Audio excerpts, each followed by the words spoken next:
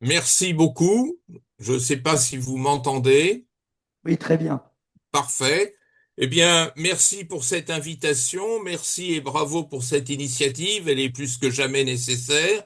J'aurais aimé être physiquement présent, ce qui est plus humain et donc plus conforme à l'idéal de paix. Malheureusement, entre des malentendus et puis surtout un agenda surchargé comme en connaissent les retraités, eh ben, je n'ai pas pu faire mieux que de vous offrir cette petite tranche horaire. Alors, vous m'avez fait l'honneur de me demander d'ouvrir ces travaux en traitant du problème de la paix. Et je vais essayer de le faire dans 3 petits quarts d'heure, espérant ensuite une brève discussion comme prévu.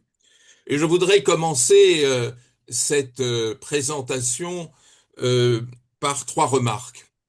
La première, c'est que lorsque mon éditeur Flammarion m'a demandé d'écrire, c'était l'an dernier, euh, l'art de la paix, j'ai eu très peur. J'ai eu très peur vu la complexité du sujet et je me sentais indigne d'un sujet pareil. Et soudain m'est venue une lueur qui m'a encouragé. Et cette lueur est désastreuse. Elle nous apprend, il suffit pour cela de fréquenter les librairies, les bibliothèques ou de lire les bibliographies, qu'il y a des dizaines, des centaines d'ouvrages sur la guerre. Retour de la guerre, les nouvelles guerres, va-t-on avoir la guerre de demain, sommes-nous prêts pour la guerre, et j'en passe, j'allais dire, hélas, et des meilleurs. Et il n'y a pratiquement pas d'ouvrages sur la paix. Les ouvrages sur la guerre sont accueillis par de véritables symphonies de commentaires de toute nature. Euh, Quand on parle de paix, on change de chaîne. Et ça, c'est quand même quelque chose de très fort que je voudrais mettre au centre de notre réflexion, qui est que nous appartenons à une histoire que d'aucuns appelleraient l'histoire occidentale, que j'aimerais mieux appeler l'histoire euro-américaine, fondée en Europe à la Renaissance, confirmée par l'entrée des États-Unis dans le système international, et qui ne pense pas la paix. Pour nous, après 3 siècles, près de 4 siècles d'histoire, la paix, c'est tout simplement la non-guerre.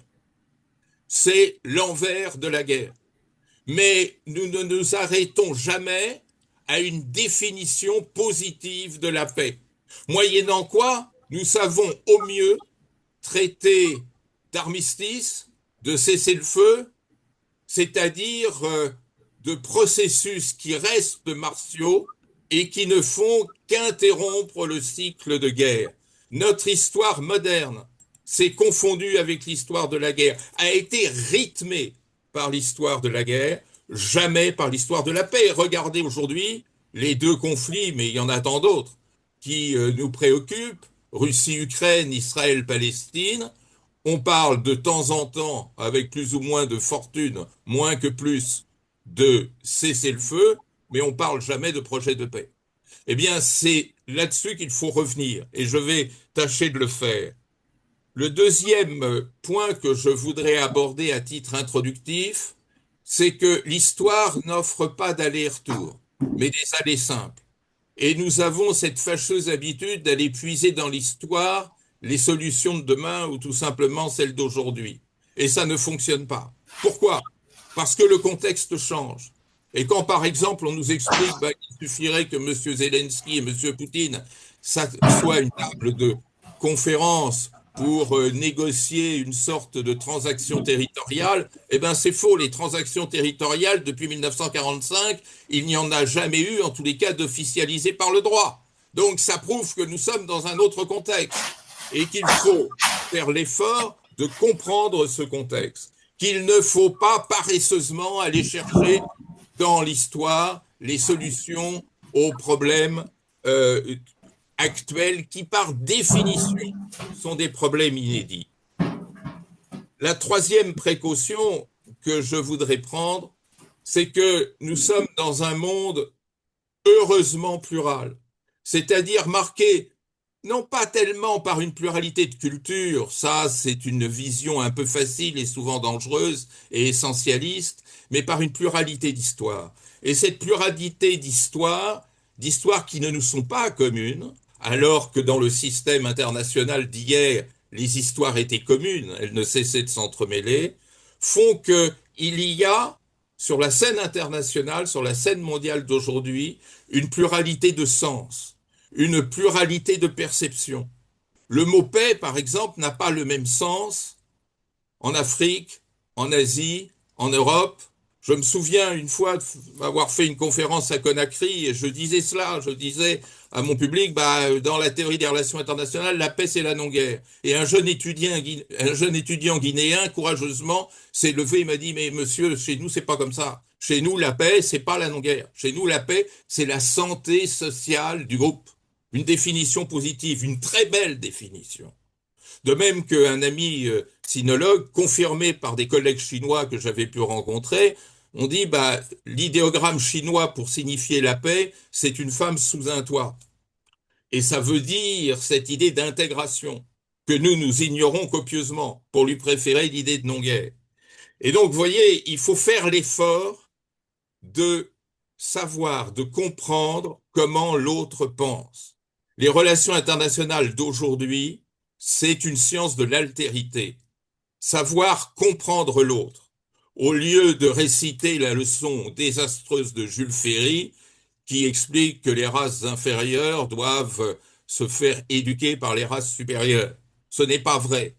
Il n'y aura de paix et de relations internationales harmonieuses que quand les uns les autres feront l'effort de se comprendre sans postuler que nous avons la détention monopolistique de la vérité et du droit.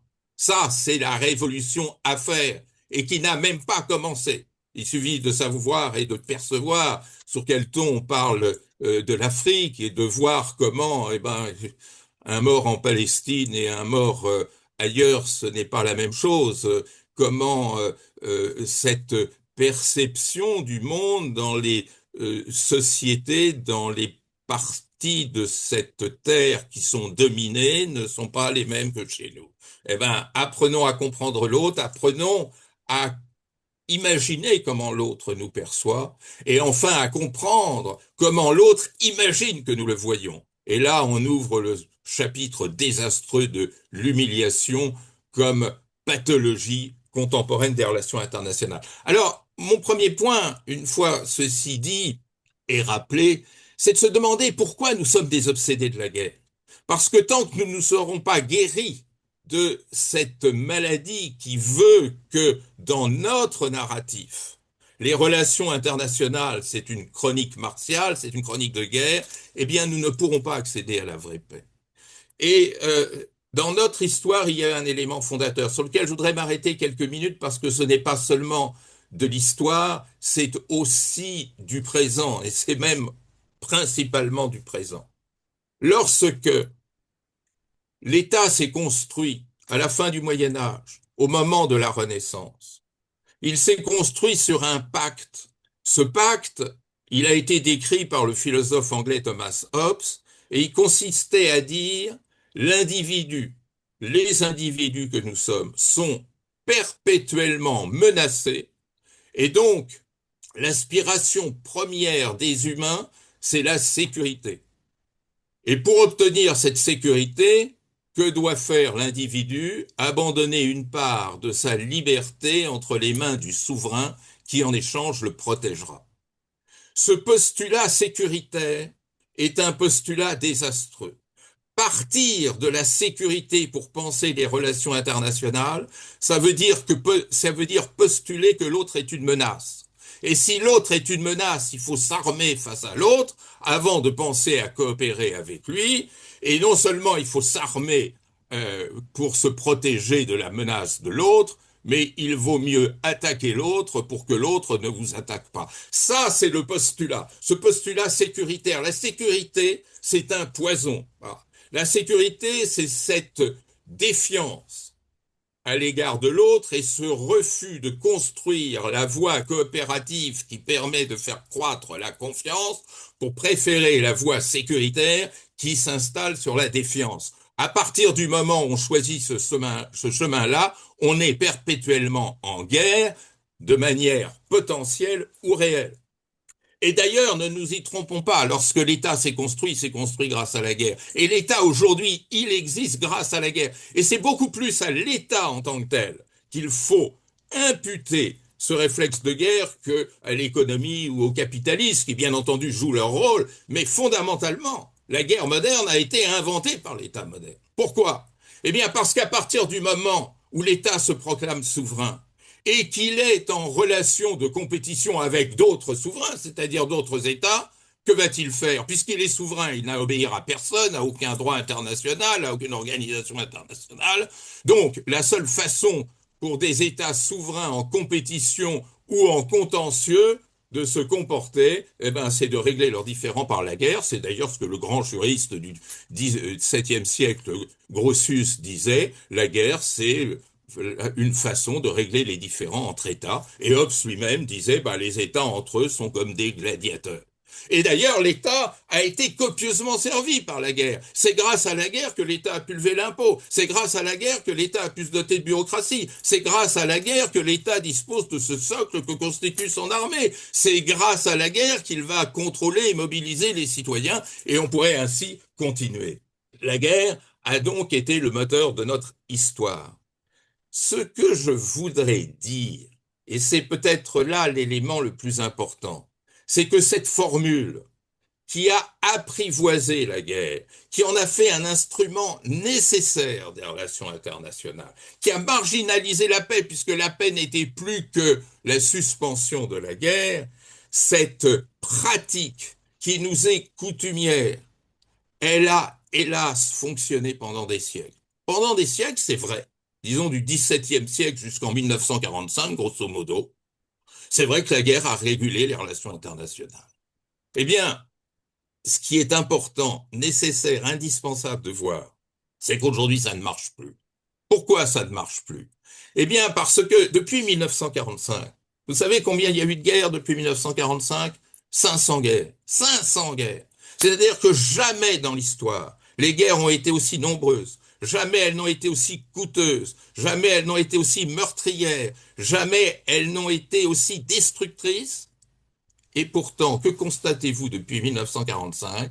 C'est que la guerre ne fonctionne plus, ne règle plus les problèmes. La plupart des guerres se termine sur ce que d'aucuns pourraient appeler un match nul. Ni vainqueur ni vaincu, dans le flou le plus absolu. La guerre coûte de plus en plus, elle ne rapporte de moins en moins. Mais il y a encore plus étonnant, c'est qu'avez-vous remarqué que ces guerres sont de plus en plus, comme on dit, asymétriques, j'aime pas beaucoup ce terme, mais employons-le quand même, c'est-à-dire, au lieu d'être une compétition de puissants, oppose le plus plupart du temps un puissant ou des puissants à un faible ou des faibles, eh bien, c'est généralement le faible qui gagne. C'est-à-dire que nous sommes entrés dans un monde où la puissance ne paye plus, n'a plus son efficacité. Alors comment expliquer tout ça? Eh bien, expliquer tout ça, c'est comprendre notre monde d'aujourd'hui. Et comprendre notre monde d'aujourd'hui et expliquer cette inversion de la guerre suppose de mettre en évidence trois grandes ruptures que nous ne savons pas regarder en face. La première rupture, dont on n'a même plus le droit de parler, sur laquelle on n'a pas le droit d'enseigner, ni même de développer de programmes de recherche, c'est la décolonisation. Oh là là, dès qu'on parle de décolonisation, c'est du sacrilège. Alors si on parle du décolonial et du postcolonial, ça vous emmène en garde à vue.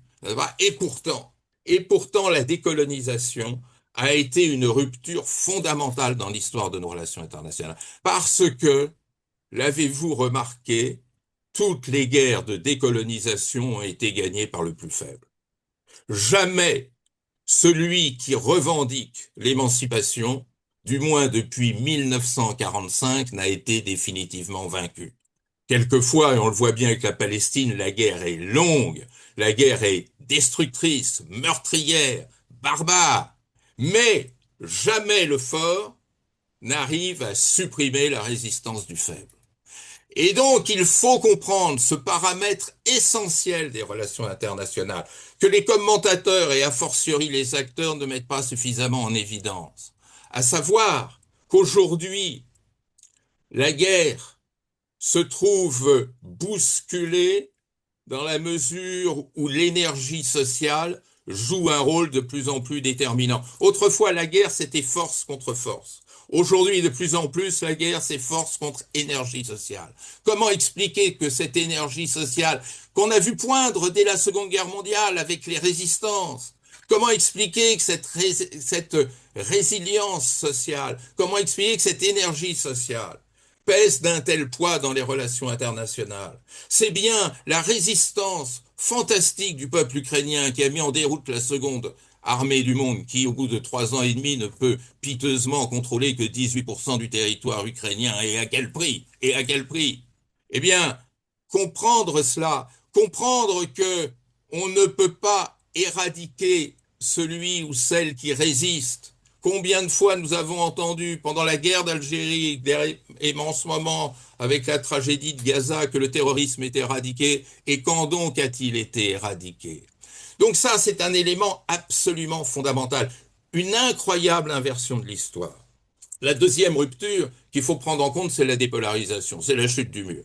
Et là, on a eu le mauvais réflexe. C'est-à-dire la chute du mur, on a dit bah c'est la victoire du camp occidental, c'est la fin de l'histoire, c'est la généralisation de la démocratie libérale, du néolibéralisme, du capitalisme mondialisé et tout ce qui s'ensuit. Et puis c'est pas du tout comme ça que ça s'est passé. C'est quand même assez extraordinaire de voir que, ayant gagné la guerre froide, les États-Unis ont perdu toutes les guerres.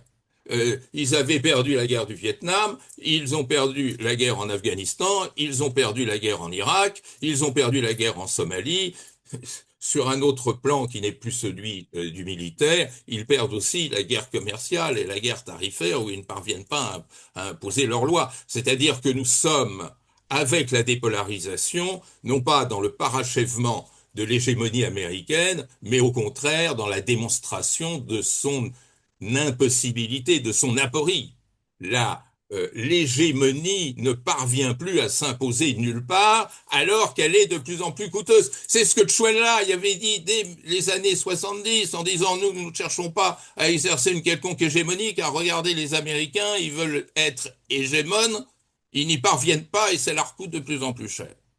Donc, nous n'avons pas compris qu'avec la chute du mur, il y avait autre chose qui était en train de se produire, qui était la fin des camps au sens campiste du terme, c'est-à-dire la fin des blocs. Nous n'avons pas compris que nous entrions dans une autre logique que Mikhail Gorbatchev, lui, avait pressenti. Lorsqu'il avait rencontré George H. Bush à Malte le 2 décembre 1989, il avait dit à Bush, l'URSS n'est plus intéressé par la compétition avec l'Occident. Ça voulait dire quoi? Ben, ça veut dire qu'on changeait de monde et que ce principe absolu de compétition entre souverains ne correspondait plus à la réalité des choses. Et ça, nous n'avons pas su le construire, nous n'avons pas su le comprendre, nous n'avons pas su l'organiser. Ce que nous payons aujourd'hui, et nous payons très cher, c'est cette paresse de 1989 et de la dernière décennie du siècle dernier, où il aurait été temps de construire un nouvel ordre mondial, où il aurait été temps de définir des nouvelles règles de la sécurité en Europe. Nous n'avons rien fait parce que nous considérant comme vainqueurs, nous n'avons fait que geler les rapports de force, maintenir l'OTAN qui n'a plus aucun sens aujourd'hui puisque le contexte a complètement changé et que le pacte de Varsovie n'existe pas. Mais tout ceci nous a embastillés dans un monde de l'entre-soi qui a éveillé le soupçon et souvent le ressentiment dans les pays du Sud global. Et puis, troisième rupture, troisième rupture qui est absolument fondamentale, c'est la mondialisation. Alors, c'est la mondialisation, c'est un mot que tout le monde emploie, mais personne ne sait ce que c'est. Et contrairement à une idée tenace, la mondialisation n'est pas un phénomène économique.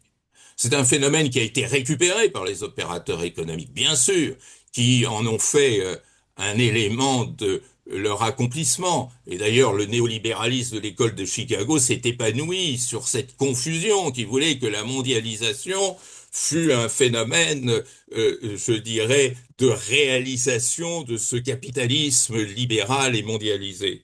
La mondialisation, c'est beaucoup plus compliqué que ça. La mondialisation, c'est un phénomène technologique lié à cette révolution des communications, au fait que le temps et l'espace ont été abolie au profit d'une intercommunication et d'une communication virtuelle qui a complètement changé les comportements sociaux et les politiques publiques. Et ça, on ne pourra jamais l'abolir. Alors ceux qui parlent de démondialisation, moi ça me fait tomber de ma chaise à chaque fois. Parler de démondialisation, ça voudrait dire supprimer cette technologie nouvelle de la communication, ces échanges, ces transports, etc., ce qui est impossible. J'ai toujours pris cette image que j'imagine que lorsque la brouette a été inventée, ceux qui en avaient peur appelaient à la débrouettisation. Et on voit évidemment que ceci est complètement hors sol. Alors derrière la mondialisation, il y a quoi? Ben, il y a quand même trois éléments nouveaux que nous ne savons toujours pas gérer. Et c'est pour ça que nous sommes en crise dans notre système international. Premier élément, c'est l'inclusion. Pour la première fois depuis Adam et Ève, tous les humains sont réunis dans le même système international, dans la même scène internationale. Ce qui veut dire cette pluralité de perceptions dont je parlais tout à l'heure, ce qui veut dire que le repère principal dans la vie internationale aujourd'hui, c'est l'altérité.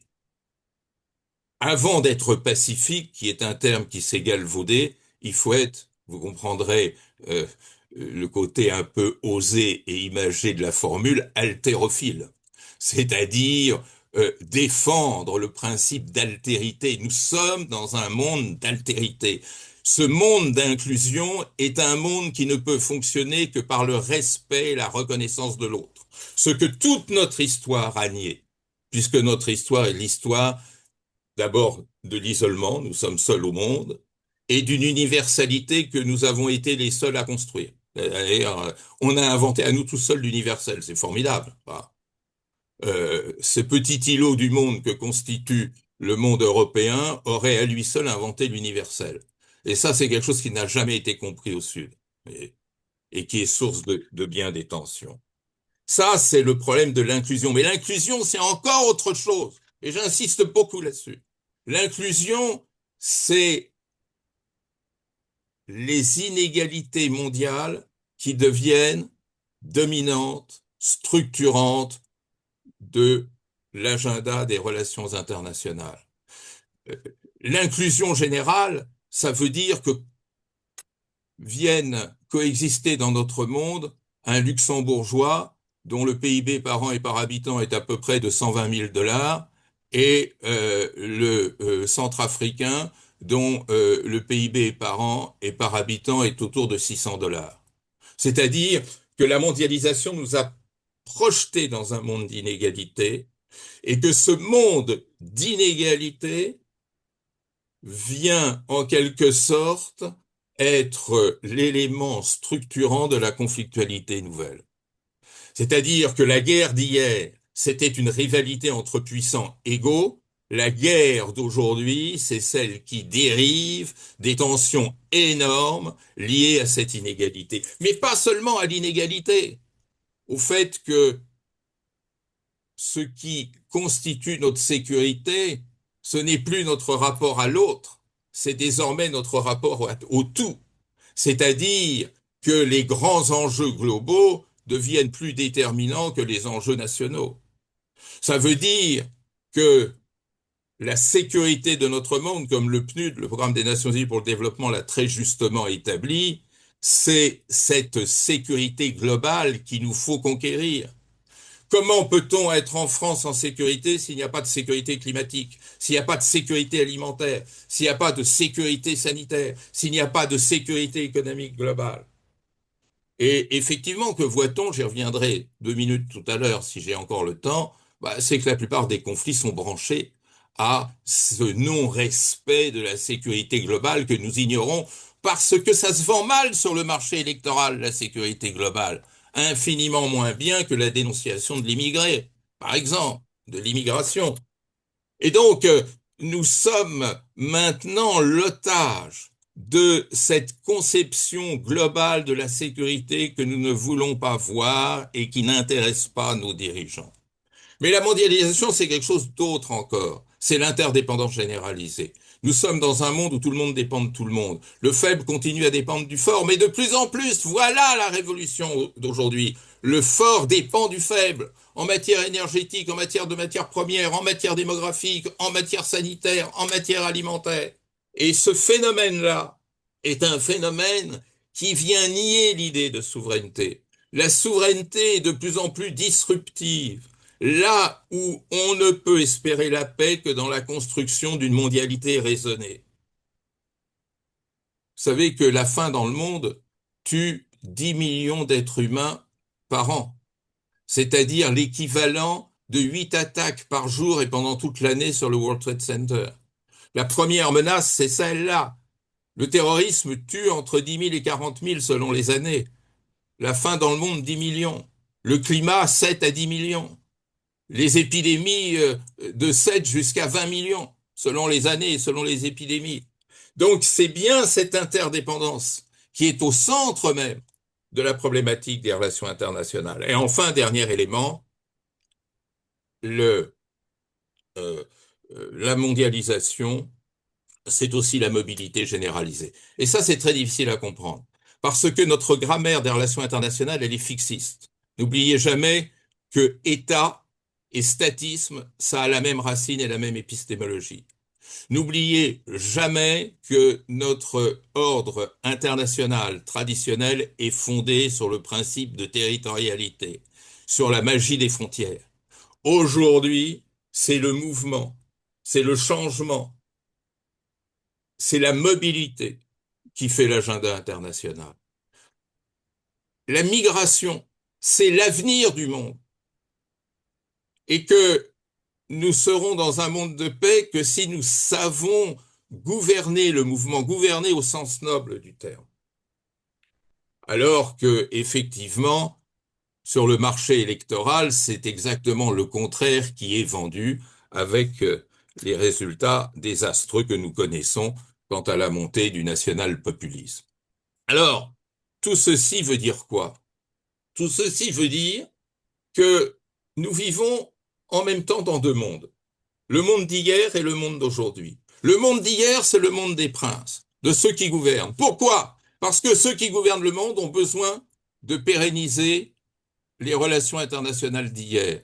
Parce que comme je vous l'ai démontré, j'espère, les relations internationales d'hier donnent un surpouvoir aux détenteurs du pouvoir politique.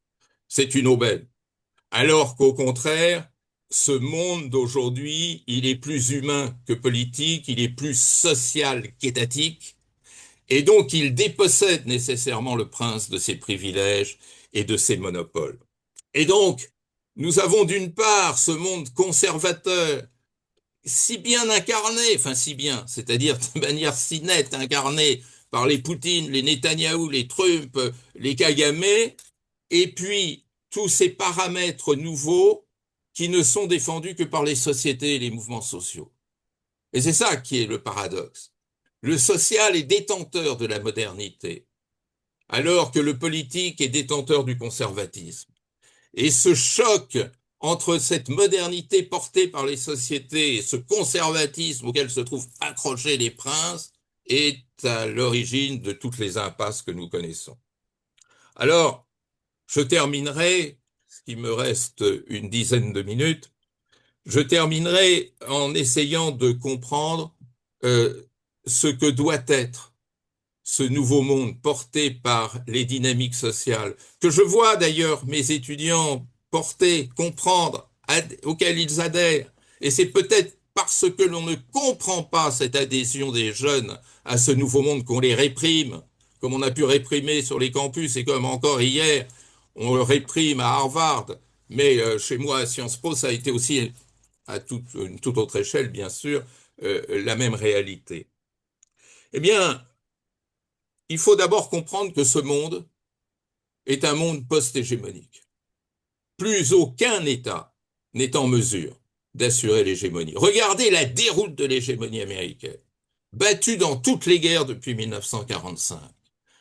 Regardez M. Trump qui est arrivé au pouvoir en roulant les mécaniques et qui devait arrêter la guerre en Ukraine en 24 heures, qui devait résoudre le conflit israélo-palestinien, qui devait ceci, qui devait cela, remettre de l'ordre dans le commerce mondial, et qui est humilié par le fait qu'il est incapable d'imposer son ordre, même en multipliant les actes de puissance et les actes de puissance les plus destructeurs.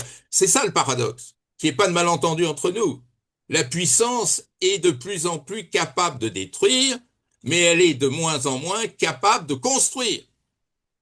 Et donc, c'est ça aussi qu'il faut comprendre pour pouvoir le réaliser. Donc, nous sommes dans ce monde post-hégémonique qui ne pourra être régulé que par de tout nouveaux principes. Dans un monde hégémonique, je vous l'ai dit tout à l'heure, c'était la guerre qui réglait la circulation. Qu'est-ce qui peut aujourd'hui se substituer à l'hégémonie et à la guerre? Ben, la paix, bien sûr. Et qu'est-ce que c'est que la paix? Est-ce qu'il n'est pas temps de tenter de définir la paix? Hobbes a cassé l'idée de paix en la ramenant à l'idée de sécurité. Je voudrais réhabiliter l'idée de paix en la ramenant à une idée qui n'est pas la mienne, puisqu'elle avait déjà été mise en évidence par le grand philosophe grec Aristote, à savoir que la paix, fondamentalement, c'est la coexistence. L'art de la paix, c'est l'art de la coexistence. Aristote, dans sa politique, nous disait très clairement, qu'est-ce que la politique? La politique, c'est l'art de faire coexister des individus différents. J'insiste sur l'adjectif différent. C'est pas dans l'uniformité. La cité de l'identique, c'est une cité totalitaire. C'est ce qui importe, c'est la cité de la différence, c'est-à-dire où on peut être différent, où on peut s'habiller différemment, où on peut parler des langues différentes, où on peut avoir des cultes différents, où on peut avoir des passions différentes, où on peut avoir des intérêts différents. Et l'art de la politique, c'est l'art de faire coexister ce qui est différent. C'est magnifique comme définition, nous l'avons complètement oublié. Et qu'est-ce que c'est que la paix, non plus civile mais internationale? C'est l'art de faire coexister des cités différentes, nous disait Aristote, c'est-à-dire des États différents, dirait-on aujourd'hui. Savoir pratiquer l'art de la coexistence, c'est aussi savoir créer les institutions qui permettent de porter cette coexistence. Malheureusement, nous croyons que nous sommes dotés d'institutions multilatérales, mais nous n'avons pas encore connu le vrai multilatéralisme. Car ce multilatéralisme que Woodrow Wilson a imposé lors de la paix de Versailles, ce n'est pas un multilatéralisme, c'est un concert de puissance, dont le Conseil de sécurité est l'avatar aujourd'hui. Il faut reconstruire le multilatéralisme pour qu'il soit véritablement un instrument de coexistence. Le grand Kofi Annan l'avait compris. Il l'avait compris en disant j'ai plus rien à espérer du Conseil de sécurité, tout est bloqué, je pourrai jamais le réformer, puisque si je le réforme, il y a quelqu'un qui opposera son veto à cette réforme. En revanche, je peux contourner ce blocage par le multilatéralisme social. Rendons hommage aux grandes institutions sociales des Nations Unies, euh, le HCR, le PNUD, la FAO, le PAM, l'UNICEF, on pourrait ainsi continuer l'énumération, qui ne permettront jamais à eux seuls de construire la paix, puisqu'il y aura toujours la puissance qui sera là à guetter sa proie, mais qui, en revanche, permet de commencer à travailler sur ce besoin de sécurité humaine et de sécurité globale qui peut créer un vrai climat de paix. C'est-à-dire, inversons les choses. Commençons à considérer que la paix se construit par un meilleur être social dans le monde qui, donc, fera baisser le nombre de conflits. Les conflits aujourd'hui sont des conflits, comme je le disais tout à l'heure, essentiellement marqués par cette insécurité globale. Quand on parle du conflit du Sahel, on vous explique que c'est les djihadistes face à Barkhane. Non, c'est pas du tout ça. Le conflit du Sahel, c'est la désertification qui augmente de 10 centimètres par heure. C'est cette tension sans cesse plus violente entre cultivateurs et pasteurs parce que il n'y a pas assez de nourriture à donner aux humains et aux animaux.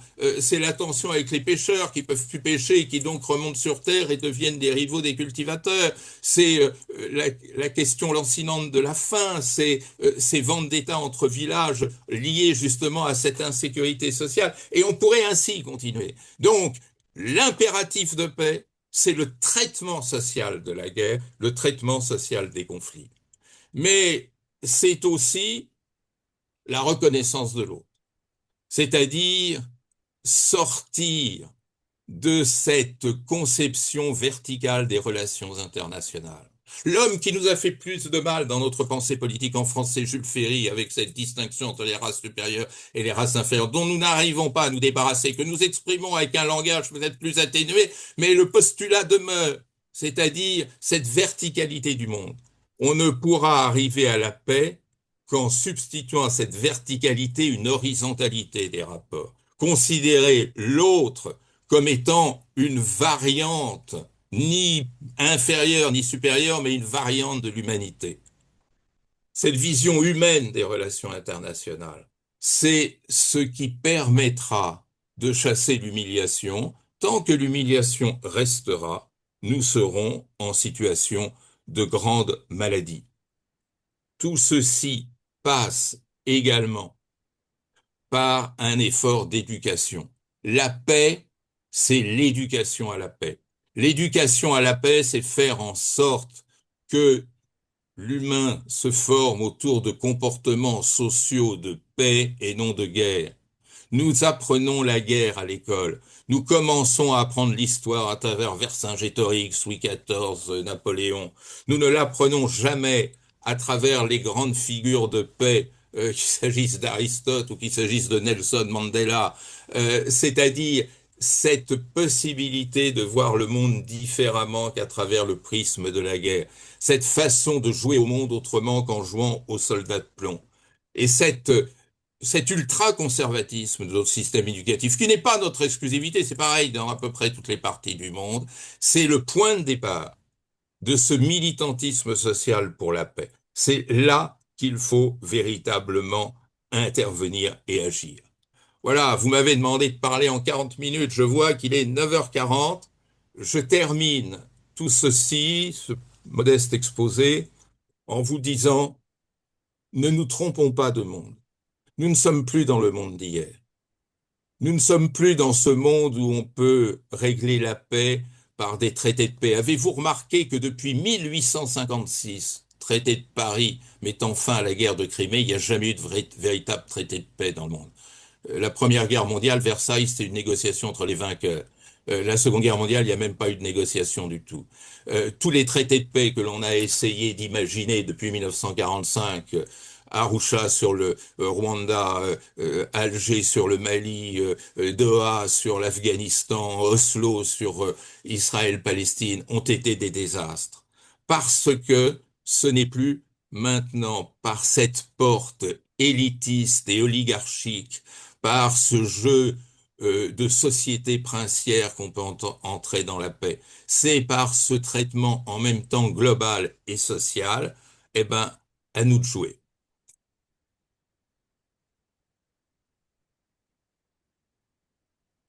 Ben, merci, merci beaucoup Bertrand Badi. Ça aurait été dommage de ne pas vous avoir pour introduire cette journée de 12 heures pour comprendre le monde. Merci beaucoup. Alors, ce que je propose, excusez-moi pour la voix, ce que je propose, c'est ceux qui sont en visio peuvent poser leur avis ou opinion via le chat. Et est-ce que dans la salle, il y a des personnes qui souhaitent intervenir, interroger Monsieur Badi? Alors forcément, vous avez écrasé le débat. En tout cas, c'est un angle de vue qui ouvre qui obligerait les politiques à mieux réfléchir. Oui, une intervention. Ce que je vous propose, c'est de vous présenter en parlant. Oui, bonjour, je m'appelle François Sikirji, je suis militant à cheval entre Saint-Ouen et Saint-Denis dans le 9-3. J'ai en tête la phrase de Jean Jaurès qui dit: le capitalisme porte la guerre comme la nuée porte l'orage. Je suis très très sensible à tout ce que vous avez dit sur la solution globale qui passe par instiller de la paix dans les mœurs, dans toutes les relations sociales, contre les principes de violence et de domination. Et en même temps, je suis conscient que, parce que on pourrait interpréter vos propos comme une sorte de souhait de cohabitation entre des systèmes sociaux et politiques différents, la plus harmonieuse que possible. Or, au sein de de la plupart des régimes politiques aujourd'hui, existent des régimes de classe, d'oppression de classe, qui portent la conflictualité. Donc, à mon avis, pour moi, être pacifiste, c'est poser aussi de façon centrale la question du dépassement de ces conflictualités de classe et de toutes les dominations internes à chaque pays. Voilà, c'est une remarque, mais remarque-question. Oui, je vous remercie beaucoup pour cette question parce qu'elle renvoie à plusieurs aspects du sujet. Vous savez, moi, je suis d'une génération qui a été élevée au déterminisme économique. Et j'ai toujours eu pour habitude de partir de ces analyses économiques et pour reprendre la formule de Jaurès, effectivement, de chercher dans les systèmes économiques la base de la conflictualité. Il est absolument évident qu'il n'y ait pas de malentendu entre nous, que l'interconnexion entre l'économique et la guerre et la paix, est énorme. Et d'ailleurs, il faudrait explorer, j'ai pas eu le temps de le faire, comment l'ultra-libéralisme à la Elon Musk, par exemple, est en train de conduire à des formes de violence internationale qui doivent être étudiées. Mais ce déterminisme économique qui est porté autant par le marxisme que par le libéralisme, d'ailleurs c'est intéressant, c'est-à-dire que autant là une pensée, je dirais libérale qu'une pensée marxiste conduit à à ce même aboutissement, me paraît tout à fait insuffisant. Tout à fait insuffisant parce que moi j'ai testé l'hypothèse sur tous les conflits, ça donne rien. Ça donne rien et ça donne d'autant moins rien que le modèle économique capitaliste tend à se généraliser à peu près toutes les sociétés de la Terre, hein. Euh, le véritable, là où ça se joue, ce n'est pas dans la sphère économique, c'est dans la manière dont l'économique vient structurer la société. Et c'est donc dans le jeu social que se constituent les ferments de la guerre. Et ce n'est pas seulement dans le jeu social, c'est dans les interactions entre sociétés. J'ai écrit un livre qui s'appelle Intersocialité pour montrer comment c'est le choc de société qui produit, enfin le choc, c'est l'interaction entre sociétés, pardon, qui produit autant le bien, c'est-à-dire la transnationalité, les convergences, les solidarités internationales, il ne faut pas négliger ces solidarités internationales, que les conflits. Donc c'est très très clair. Il faut rechercher dans ces agencements sociaux des explications. Et les agencements sociaux, c'est pas seulement des agencements de classe, hein. L'agencement de classe, dans notre génération, ça avait un sens presque saturant. Aujourd'hui, ça ne l'est plus tellement. Au moment où la mobilité nous confronte au problème de l'immigration, de la pluralité culturelle, au moment où de plus en plus est portée au devant de la scène la question fort importante du statut de la femme et de la domination de la femme, que l'on retrouve dans tous les systèmes économiques, quels qu'ils soient, ce qui montre que vous avez tout un tas de relations sociales potentiellement conflictuelles et hégémoniques qui n'ont pas d'enracinement économique, hein. Donc c'est quelque chose. Donc il faut être beaucoup plus généreux que s'arrêter aux considérations économiques et prendre les considérations sociales et surtout les considérations intersociales. Nous sommes dans un temps de l'intersocialité, c'est-à-dire ce qui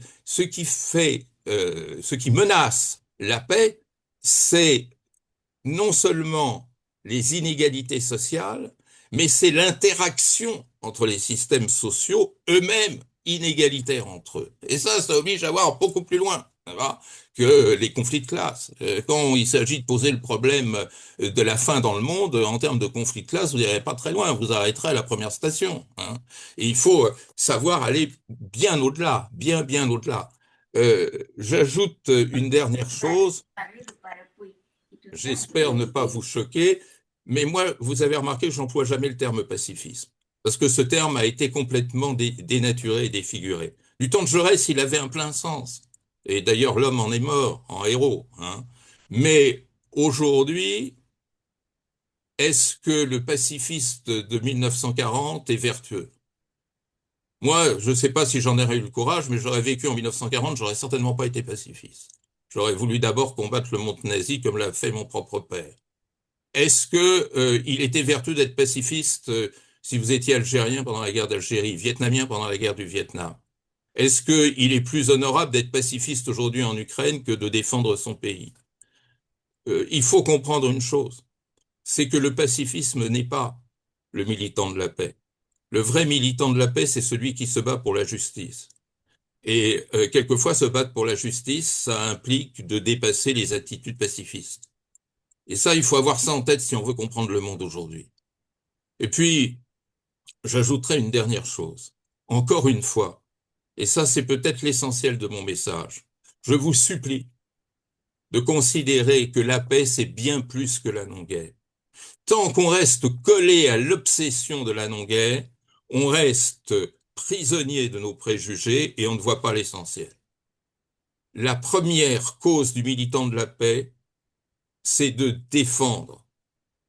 nous défendre face aux menaces qui pèsent sur le climat, aux menaces qui pèsent sur notre santé mondiale. Pardonnez cette immodestie, mais en 2008, j'ai écrit un livre en disant que ce qui menaçait les États-Unis, ce n'était pas les missiles nord-coréens, c'était ce qu'on appelait à l'époque un nouveau SARS. J'avais pas tout à fait tort, c'était une façon de montrer que ce qui va toucher de plein fouet les États-Unis à partir de 2020, bah, c'est le Covid et les millions de morts qui l'ont accompagné. Le négationnisme en matière de santé incarné autant par Trump que par son ministre de la Santé, M. Kennedy, ça, c'est des vraies menaces pour la paix. Vous voyez qu'on est au-delà de la non-guerre. Si on veut penser la paix, sortons de ce qu'on nous a mis dans le crâne, c'est-à-dire que la paix, c'est la non-guerre. C'est beaucoup plus ambitieux que ça. La paix, c'est la santé mondiale, c'est l'alimentation mondiale, c'est le bien-être mondial, c'est le respect de l'autre. C'est le respect de l'autre. Merci Bertrand Badi. Peut-être une dernière question, parce qu'on a promis de vous libérer à 10 heures précises, donc on tiendra notre engagement. Roger Hillel, qui est en vision et qui ne respecte jamais l'autorité des organisateurs, c'est pour ça qu'on l'aime. On avait dit qu'en visio, on devait écrire, mais bon, on va lui permettre de poser sa question ou son avis, s'il peut le faire en 30 secondes ou une minute, de telle sorte que Bertrand puisse répondre et on le libère. C'est Roger. une question, Bertrand m'a dit, euh, vos propos vont m'obliger à d'énormes réflexions et d'énormes travail pour reconstituer toute une partie de ce que je peux imaginer. J'ai une question très précise. Ça fait longtemps que je suis indisposé par les illusions qui s'expriment autour de la question des BRICS et du Sud global. Est-ce que vous avez certainement une opinion à ce sujet? Est-ce qu'il est possible de la connaître? Avec plaisir, c'est effectivement tout à fait essentiel. Alors, je dissocierai complètement BRICS et Sud Global, hein. BRICS, c'est une incarnation politique et institutionnelle qui ne se superpose pas du tout à l'idée de Sud Global. Alors, je commence par Sud Global. L'idée de Sud Global, dans nos sociétés euro-américaines, on ne l'aime pas.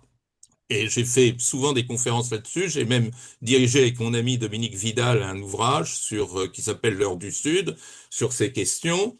Euh, je me fais toujours violemment critiquer. On me dit, mais enfin, c'est une vue de l'esprit. Qu'est-ce qu'il y a de commun entre la Chine et la Gambie, entre l'Inde et le Lesotho, tout ça, c'est de bric et de broc, c'est très hétéroclite, ça n'a aucun sens.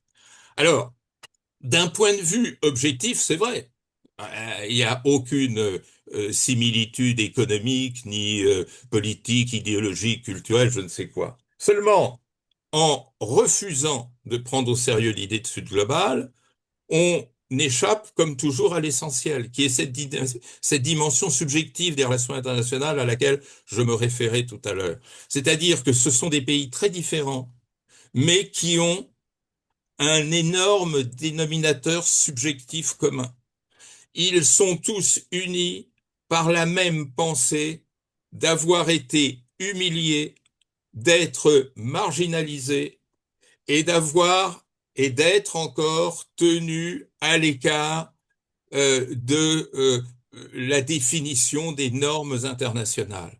C'est l'expression unifiée de toutes ces sensibilités qui ont été à des moments décisifs communément victimes de la domination, de l'exclusion et de la verticalité du monde dont je parlais tout à l'heure. Et c'est la raison pour laquelle non seulement il y a une compréhension commune entre les pays du Sud global, dont on voit bien qu'il esquisse un tableau d'éléments de politique étrangère qui leur sont communs, mais en plus de ça, ils sont porteurs de revendications communes. C'est-à-dire, ils annoncent ce qui va être la grande bataille de demain, la bataille des normes. c'est-à-dire de redéfinir les normes internationales, le droit international, les droits fondamentaux, les règles du commerce international, les règles de fonctionnement du multilatéralisme, tout ça, et aussi le nouvel ordre économique mondial. N'oubliez pas la grande conférence d'Alger de 1967, où pour la première fois a été forgée l'idée d'un nouvel ordre économique international. Alors, ce qui est intéressant, c'est que ce Sud global a cette sensibilité commune que vous retrouvez autant dans la bouche de Brésiliens, d'Algériens, de Chinois ou de Congolais, mais ils n'ont pas d'organisation commune. Ils n'ont pas d'organisation commune. Pourquoi? Parce que le Sud global est en train de se définir autrefois par refus de l'alignement, c'était le non-alignement, la grande histoire des non-alignés, et aujourd'hui parce que le ministre des Affaires étrangères indien, Subramanian Jaishankar, appelle le multi-alignement. Et que moi, si vous me passez l'expression, j'appelle le polyamour diplomatique.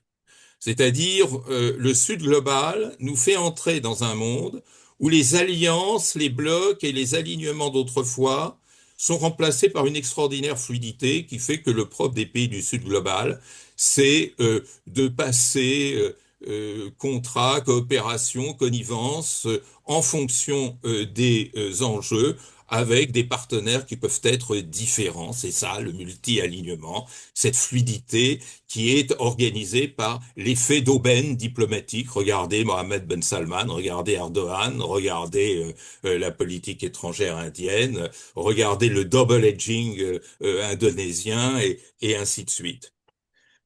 Alors que les BRICS, c'est un début d'organisation. Alors, il faut faire très attention, parce qu'au début, les BRICS, c'était pas une organisation. BRICS, c'était un mot qui avait été inventé par Goldman Sachs pour désigner les économies émergentes. Et dans la tête des économistes de Goldman Sachs, il y avait quatre économies émergentes qui risquaient de bousculer l'ordre économique mondial. C'était le Brésil, la Russie, l'Inde et la Chine. Voilà. Donc il n'y avait rien de politique dans tout ça, il n'y avait rien de commun, sinon que effectivement cette commune émergence dans un monde économique qui était monopolisé par l'Occident. Donc c'est même pas l'idée de Sud global, c'est une idée d'un économiste en quelque sorte. Les économistes ont critiqué ça en disant oh, ouais, attention, l'émergence brésilienne et l'émergence indienne et l'émergence chinoise, c'est pas du tout la même chose. Mais il y a un petit malin qui s'est emparé de l'ensemble. Ce petit malin, vous le connaissez bien, nous le connaissons bien, il s'appelait Vladimir Poutine, il était tout au début de sa présidence, et il s'est dit, mais ça c'est intéressant, parce que nous, les Russes, qui sommes complètement isolés sur l'échiquier international, qui avons été rejetés avec l'étiquetage de puissance régionale sans envergure, on peut peut-être trouver dans l'organisation des quatre émergents de quoi sortir de notre isolement. Et c'est ainsi qu'en 2007, Poutine a convoqué à Yekaterinbourg une conférence avec les trois autres émergents. Là, les quatre se sont retrouvés, puis ils ont coopté l'Afrique du Sud, et puis depuis, ils en ont coopté d'autres. Et depuis, Poutine tire ce petit club vers des prises de position politiques qui, avec succès, lui ont évité le total isolement dans la guerre russo-ukrainienne. Parce que les BRICS, y compris le Brésil, donc, qui est le plus pro-occidental des quatre, mais aussi, bien sûr, l'Inde, puis l'Afrique du Sud qui l'a rejoint, puis la Chine, ont refusé de condamner nettement l'agression russe en Ukraine. Donc il en a fait un instrument politique, mais c'est un instrument politique qui sort complètement de la grammaire du Sud global telle que je la décrivais, d'autant que même sous la torture, vous me ferez pas dire que la Russie est un pays du Sud. La Russie est entièrement membre de ce club euro-américain dont j'ai parlé pendant toute ma présentation, est lié à cette histoire qui associe la guerre et l'État, est lié à cette conception et cette construction du monde telle que je l'ai critiquée. Donc effectivement, les BRICS, c'est devenu, le général de Gaulle dirait un machin, mais un machin qui a été extrêmement utile à Poutine. Alors que le Sud global, c'est quand même beaucoup, beaucoup plus compliqué que ça, même si, c'est ma dernière phrase, euh, euh, même si Poutine a été plus adroit que les Occidentaux pour s'attirer les bonnes grâces du Sud global. Pourquoi?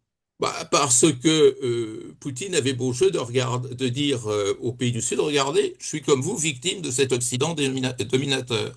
Et nous, enfermés dans notre Bastille otanesque, eh ben, nous croyons que nous continuons à dominer le monde alors qu'on crée de plus en plus de méfiance et de suspicion qui tentent à nous isoler. Les isolés de demain, ça risque d'être les Occidentaux. Et voilà. Merci beaucoup. Ça applaudit dans la salle, Bertrand. Ah, Merci c'est beaucoup. agréable. Oui, oui, oui. Il y a des mines réjouies. Vous ne les voyez pas, mais il y a beaucoup de mines réjouies. Vous donnez envie de penser. Et c'est déjà un bel acquis quand même d'une conférence